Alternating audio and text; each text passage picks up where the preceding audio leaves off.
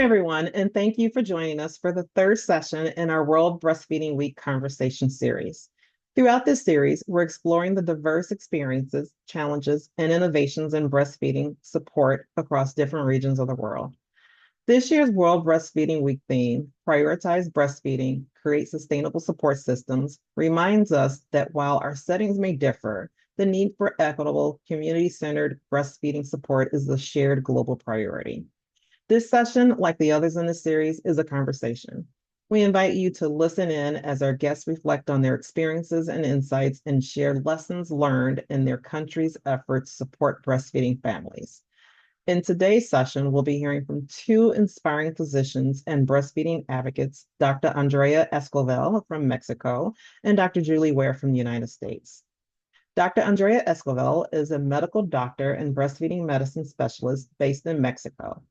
She is also a valued member of the Academy of Breastfeeding Medicine's Board of Directors, where she plays an essential role in shaping the organization's global perspective and guiding its missions to advance breastfeeding medicine worldwide.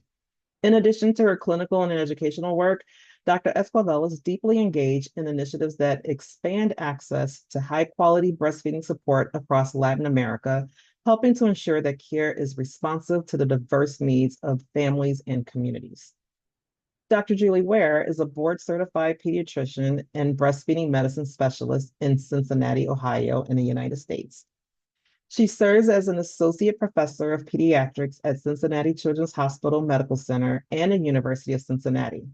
A long outstanding advocate for breastfeeding equity, she leads community and clinical initiatives focused on eliminating disparities in breastfeeding and infant mortality, and currently serves as the president-elect of the Academy of Breastfeeding Medicine. We're so pleased to have both of them with us today. To get us started, could you both share a moment, whether it's big or small, that really made you feel especially proud of the work that you do to support breastfeeding medicine? So I love this question, and I was thinking, what would I say? Because there have been so many moments, but I think one of the biggest highlights is when I am helping a mother and baby, father usually nearby, hasn't ever been able to latch, struggle, and we together make it, and the baby is suckling and mom is happy, and there are tears, but they're tears of joy, not the other kind of tears that I often see. It's just a really special moment, and it's times like those that it really encourages the work that I do. That's so inspiring. That's wonderful. How about you, Andrea? Well, for me, supporting mothers and babies and providing lactation counseling where like 90% is connection. Because when we talk about counseling in lactation, the first thing it comes in the mind is the technique, the good latch, and etc. But I think that counseling goes more with connect with the mother and the baby and make them also connect in between. Can both of you are just basically sharing it's that relationship that you build with the patient and then the success that they have once they have that proper latch or once they whatever intervention that was needed. It's about that connection that you make with the parent and the family is what I'm hearing from you. That's wonderful. Thank you. So my first question is, well, can we talk a little bit about what breastfeeding looks like in your different regions of the world? Andrea, why don't you start from Mexico? How would you describe the practice of breastfeeding medicine? Well, in Mexico, breastfeeding medicine is not yet consolidated as a formal specialty within the healthcare system. Mhm. But it has gained relevance over the past decade. And breastfeeding care is mainly provided by pediatricians, by gynecologists, nursing staff, and just a few number of IBCLCs, certified lactation consultants. There are currently 211 in the country. So to approach remains this largely clinical and educational, although there are ongoing efforts that integrate into a more comprehensive model of care. How about you, Julie, from the United States? Yes. Well, in the United States, there are an increasing number of breastfeeding medicine practitioners, and some have created their own freestanding clinics. Some are recognized as part of a multi-specialty group or academic practice, and others are able to incorporate breastfeeding medicine into their existing primary care office practices. Similar to what Andrea just said, they might be pediatricians, family physicians, obstetricians, midwives, or other advanced practice practitioners, as well as the lactation support providers.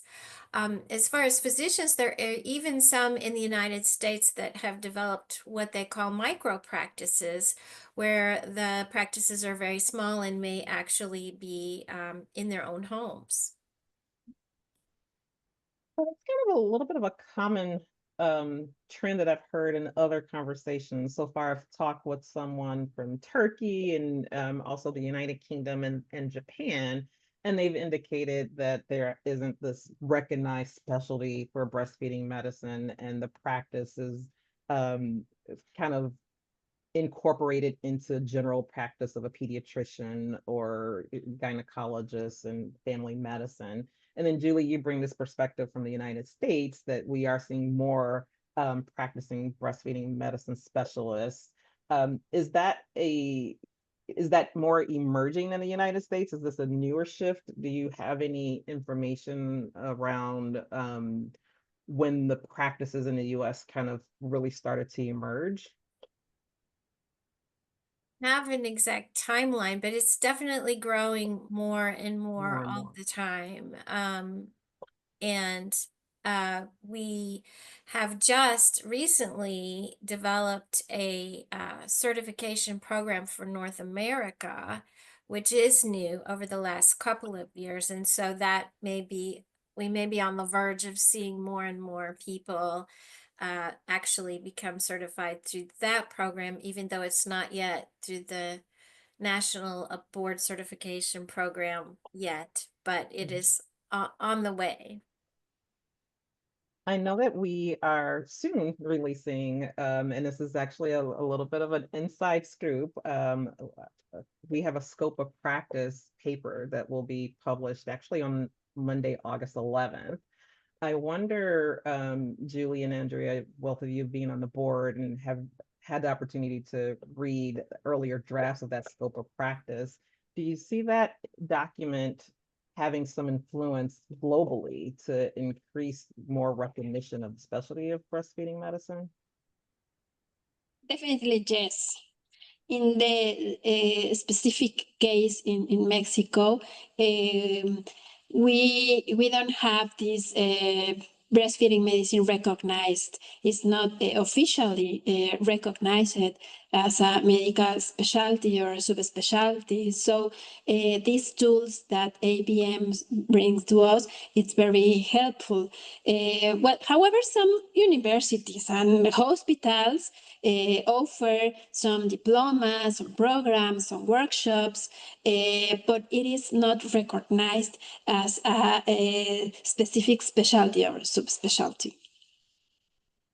It's our hope that documents like the ones that'll be published soon will make a Yes, significant impact and change in that regard. for sure. So, given that, and Julie, you've kind of touched on pathways and certification, and we know that you touched on the North American certification that's now available, and we know that we want that to be the beginning and have that be more widely expanded. I'm wondering if we can switch, and Julie, I'm going to start with you about how breastfeeding support is regulated. So Julie, if you can talk about what that looks like here in the United States, and then Andrea, if you can discuss it from your perspectives in Mexico? Well, this was a thought-provoking question because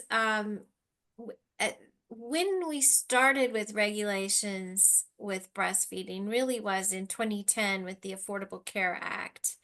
And it required that breastfeeding services and supplies were covered as by insurers. And that is still in existence today. So as far as a regulatory entity, that is the Affordable Care Act. What I will tell you is that not all insurers interpret that the same exact way. And since the states cover Medicaid, but state by state, that interpretation also changes. So we don't, that regulation unfortunately doesn't mean that everybody gets everything they need for breastfeeding, but that is our main regulatory um, provision.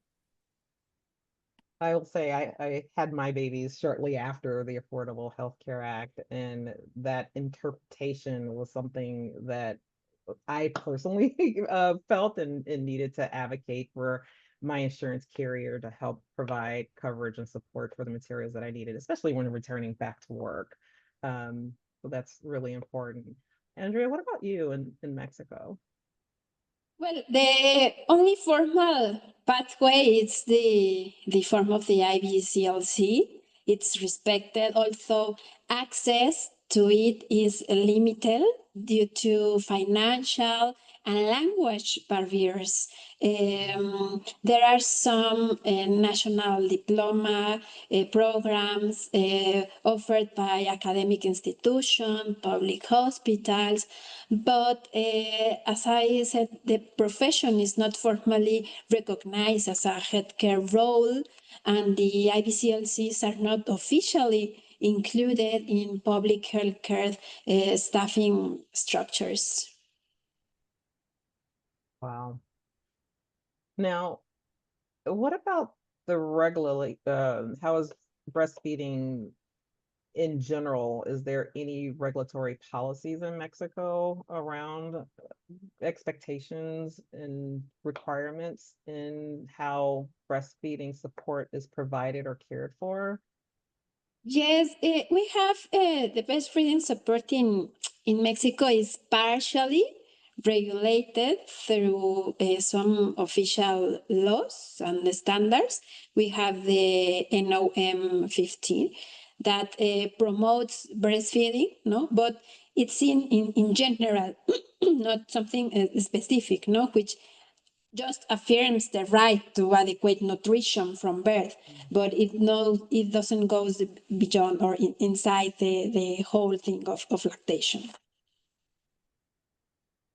So let's switch gears a little bit and we're going to talk about, what does access and support for families look like? And we touched a little bit about it on, insurance here in the United States and how the Affordable Health Care Act impacted that. But I'm wondering, what does actual care look like for families? Andrea, you just talked about that, there's IVCLCs in Mexico, and we talked about general practice and how that's supported.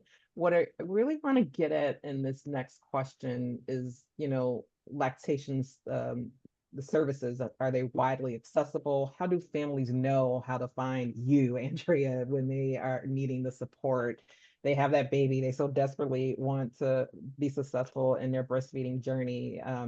Again, I speak from the perspective of the parent who, that first child, we overthink everything and we always think that we're doing everything wrong. So how do families find someone like you in Mexico, Andrea?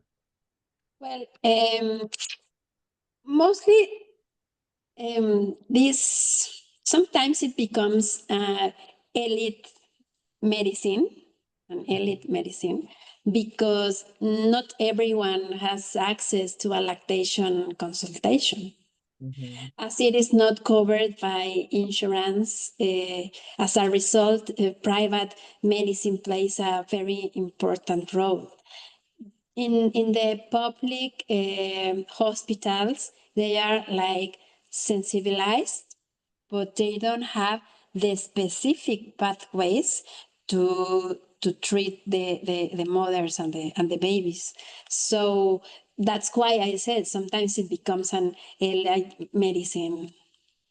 So they have to almost find the right doctor that has the education that can, during a general practice visit, it's having the right physician that has education and knowledge on breastfeeding needs.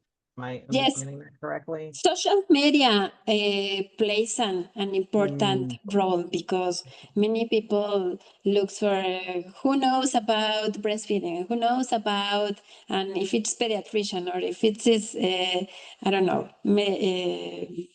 family doctor. But this is a very, very deep barrier because no all the families had this access to lactation consultation. How about you, Julie, contrasting from the US perspective? I know that, Andrea, your last comment again resonates so clearly for me. I remember having a medical issue, and it was a Facebook group that pointed me to the right physician to go to seek care. And so it makes perfect sense for me as a parent to resonate with what you're saying. But Julie, given your earlier comments about how there's more practicing breastfeeding medicine specialists here in the United States, what does access look like for families? Well, it's actually fragmented, and it could be where you live because we Mm. definitely have what we call lactation deserts. In other words, you may live in a rural community and there's no one around geographically, or you could have this, I think you were saying elite practice. I hadn't heard it described like that, but the private public insurance differences may open up different venues for people to access lactation care through their insurance, or if they were on public insurance. In America, we do have WIC, and WIC can cover most everyone who is dealing with socioeconomic issues. And WIC does have a strong and robust breastfeeding component, although not every WIC county clinic has an IBCLC. They will have someone, the current phrase is designated breastfeeding expert, DBE. So even in the rural communities, there's supposed to be a DBE or nearby.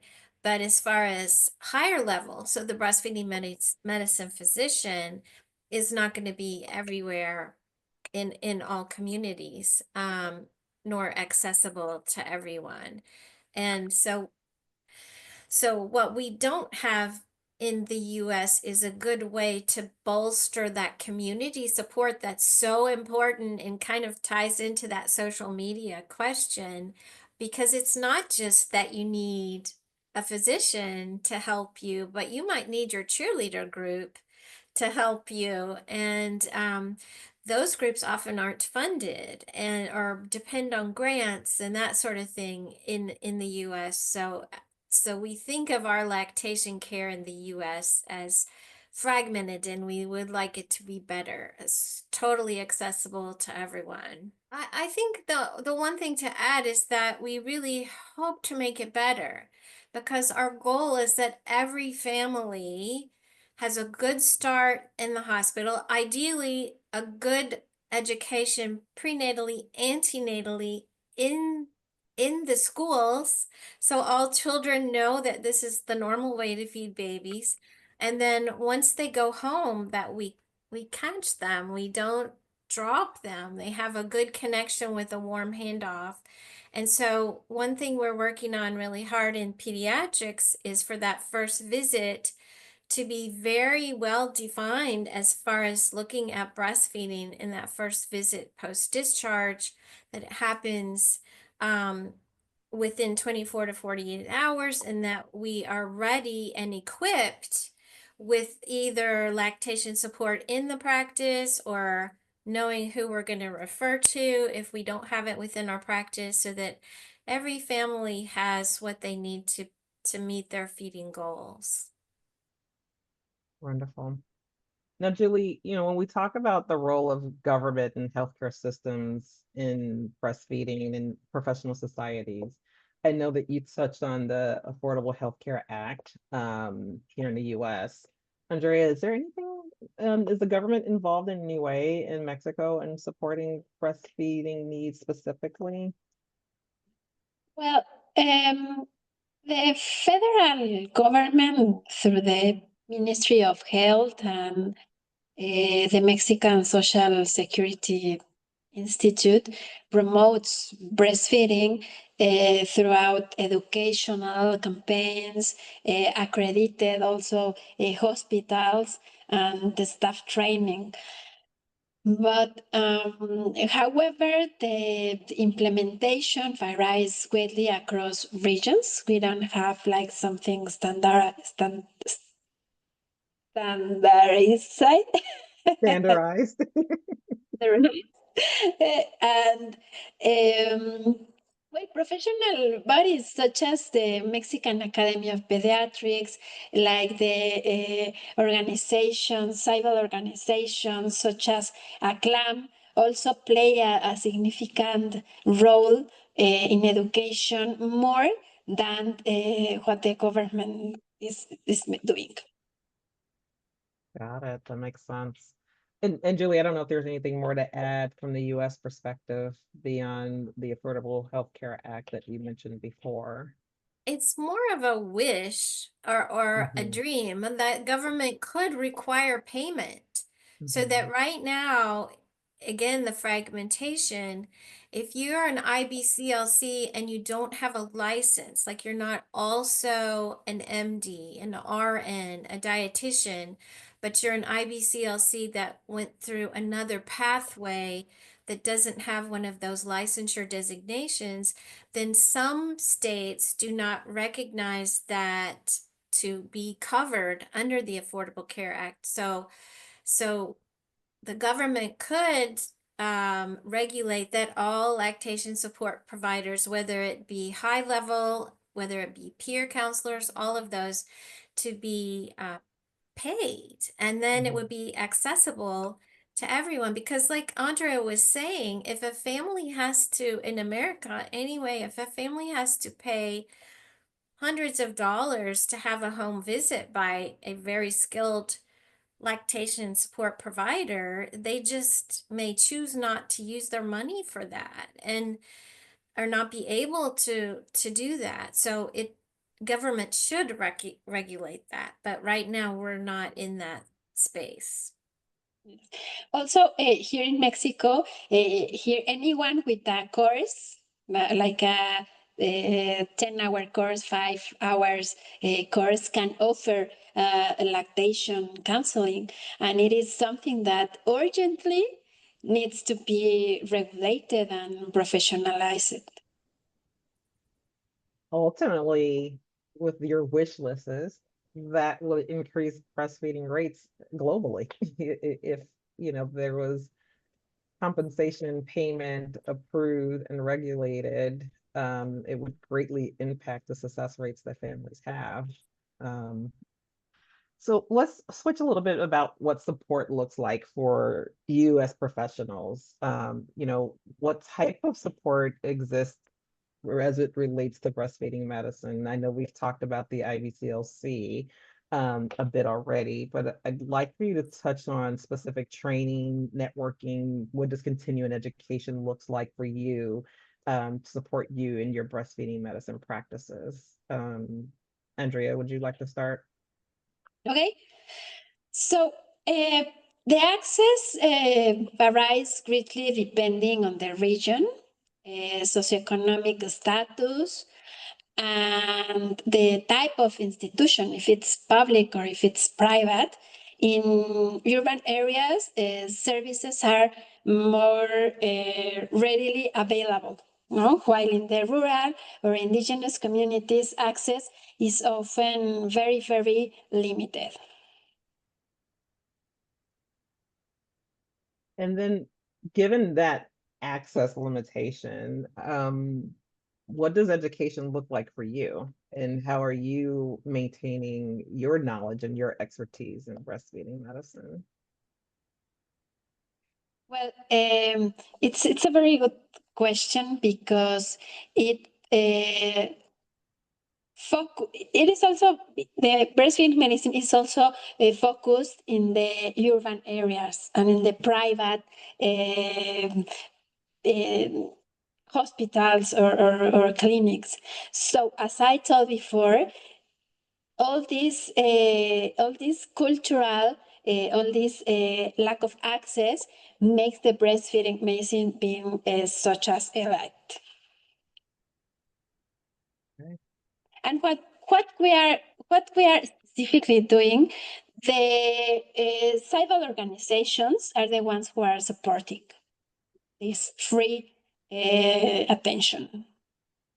So like the acclaim that you mentioned earlier, is that where, okay, okay. Yes.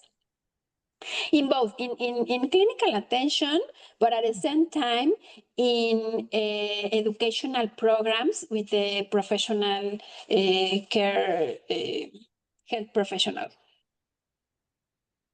Julie, what does it look like in the United States? Well, if you want to start back, not to preschool, which is where we should start, right? But we are starting to see breastfeeding questions appear in our medical training testing, like medical school, in small numbers. But yet there is no required amount of curriculum that's dedicated to the breastfeeding knowledge. But it's the questions are starting, so that should be soon to come. And then similarly, once you're out of medical school and residency, there are many continuing education opportunities for practicing physicians, but it's not a requirement that a certain amount of them must be dedicated to breastfeeding, as we would wish all of our primary care providers to have this basic knowledge. And then, except for the BFHI hospitals, they do require 3 hours of training as mandatory for physicians. And then in the US, we have an amazing network with our section on breastfeeding of the AAP. We have chapter breastfeeding coordinators for each state and territory connected to the AAP and resources through that organization. And we also have a really robust United States breastfeeding committee with coalitions in all states and territories. And most of us who live and breathe breastfeeding are connected to those groups. And then, of course, we just can't get away without talking about ABM, because this is where our people are. And I'm delighted to be more than acquainted with Andrea and those across the world, but it also brings us together within our own country for those of us who are ABM members when we go to meetings, have watch parties for the upcoming conference, or however we get together on the listserv, through the journal. So, and webinars, etc. Julie, can you clarify for viewers who may not be familiar what BFHI stands for? Oh, sorry, Baby Friendly Hospital Initiative. And that was one thing I was going to mention on my government. What should the government do is like they should regulate that all hospitals must be BFHI so that we knew that everyone started out well. There's a minimum baseline standard of expectation of knowledge, right? Is that what you're thinking? Absolutely. And Yeah. of course, the practices of BFHI, we know they make a difference to success of Mhm. breastfeeding even long term after they leave the hospital. If babies go skin to skin, if they feed in the first hour, if they get to room in. And then discharge care is step 10. So if discharge care is implemented properly, then there's that connection, that warm handoff to the community. So we're caring for them from hospital discharge to their next step on the journey. So that would be a good regulation to have. I love your wish list. Yes, me too. Here in Mexico is the same, but the information is there. I mean, public, private, the information is already there, but no one is regulating it. No one is watching everything. It's making done well with Well, we all would this love, theory. I'm sorry. Yeah, go ahead. We would love everybody to take the Whatever for the Every Physician Needs to Know course from ABM. If all physicians all around the world took that course, think what a difference it would be to families. It's basic, but it's thorough, comprehensive, and it would truly make a difference if everyone could take that course for sure. Yes, it's definitely a must in the practice of every physician. Mm-hmm. It was well named, even though it doesn't sound so good when you just say the letters, but it was well named. It's very clear what the Mm-hmm. purpose of the material is about. And we do have many micro versions of the What Every Physician Needs to Know lectures available complimentary on our website for viewers that would like to access them.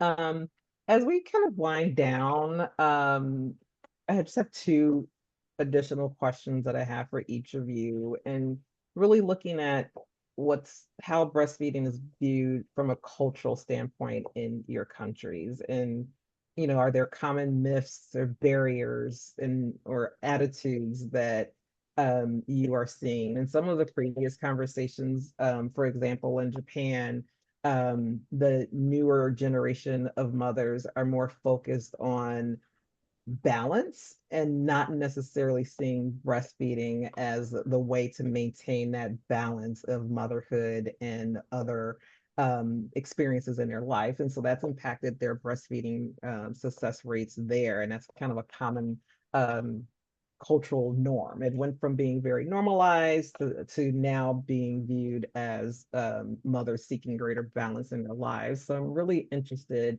in what this looks like in your different parts of the world. Julie, why don't you start with this one?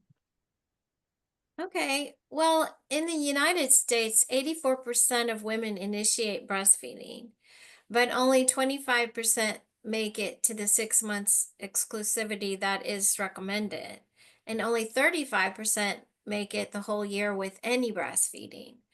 Um, but we have had marked disparities by race and ethnicity in the US for decades. There's some pockets where we're seeing a little narrowing in that gap, but it has not been eliminated at all. And so we have a lot of myths, barriers, and societal attitudes that we are trying to focus on to address those disparities. And the history of racism in our country really affects breastfeeding. And it's something that locally I'm particularly interested in working on. But it's across the entire country. And just also being from the United States and having that, mother parent perspective, I have to share that when I heard those rates as I was making the choice to breastfeed for my kids, I'm like, I'm gonna beat a year. So the normal was in the low 30s, I think in the 20s at that time. Like, make it past the year, and then I reached the 16 months part. And again, and then when you look at the rates of Black women choosing to breastfeed, it that further declines. And so I was especially motivated by seeing the statistics and wanting to do something very much different and the opposite of what statistics state here. Andrea, how about you in Mexico? Well, in Mexico, breastfeeding is culturally played with, but often it is idealized without sufficient real support. No, many mothers face criticism, myths, lack of proper guidance, or emotional accompaniment. Some of the myths that are common, I mean, includes like breast milk doesn't nourish, there is not enough milk, it is better to supplement with formula just a bit. Also aesthetic pressures, no, the early return to the work, the sexualization of the breast also is very negatively influenced for breastfeeding practices. But mainly, I think that our main barrier, I mean, the main barrier is that the code for the marketing of breast milk substitutes is not respected. Julie's nodding, and I'm nodding and shaking my head because it very much all resonates to some of the things that I, as a parent, have heard in my local communities and my family settings. And Julie, I'm sure you're hearing many of those same things in your actual practice as well.